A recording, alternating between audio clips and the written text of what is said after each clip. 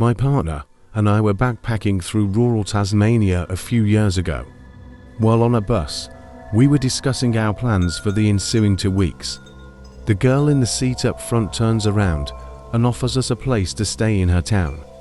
We declined as we were headed elsewhere first, but she gave us her mobile number and said that she and her partner would love to have us. A few days later, we decide to take them up on their offer. We call her, and she says they're happy to host us. So far so good.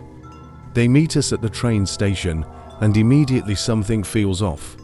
It's really difficult to explain, but it's that primal, ineffable feeling in your guts that tells you that something isn't right. We ignored our guts and followed them. They lead us straight out of town. We ask them where we're going and they say that they live on the outskirts.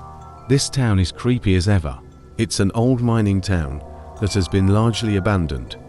And as we walk the 15-odd minutes to their home, the houses get worse, with boarded-up windows, overgrown gardens, and no people in sight. Eventually we reach the house at the very end of the town.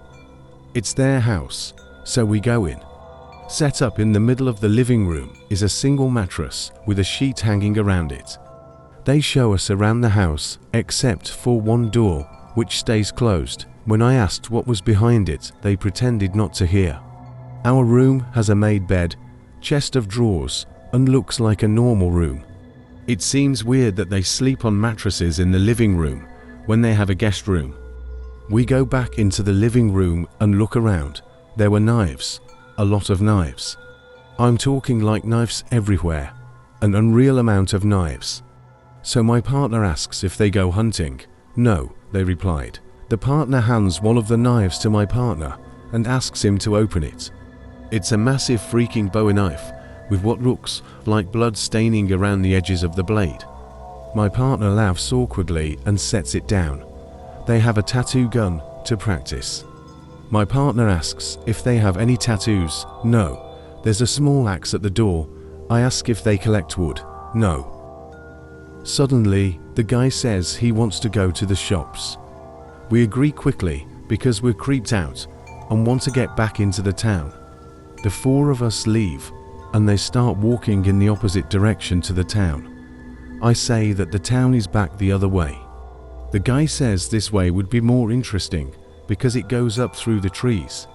He says that they have never been up the mountain before, that he knows the area, and it would take the same amount of time. I tell my partner that I'm freaking out, but he thinks it's okay. We follow them into the trees. The path goes up the mountain. We are going in the total opposite direction of the town. The girl turns around to her partner and whispers, "So where was the place again?" My partner and I freeze. I say I want to take the road back to town and start walking. When the 4 of us arrive in the one shop in town, no one recognizes the couple, and this is a really small town. We make an excuse that we want to go look at sights, and that we'll catch up with them later, and instead book a hotel room and freak out. I did some snooping on the area. Their house had an extra room behind the mystery door and a basement. The path that we were taking led straight out of town and up the mountain. There was no way it could loop back into town. So you're pretty sure we narrowly avoided being murdered. Or maybe they were just massive weirdos. To be honest, the creepiest thing was the fact that there was no drug paraphernalia at all. The state of the house and the weird behavior would have been understandable, as they were intoxicated, but that wasn't the case.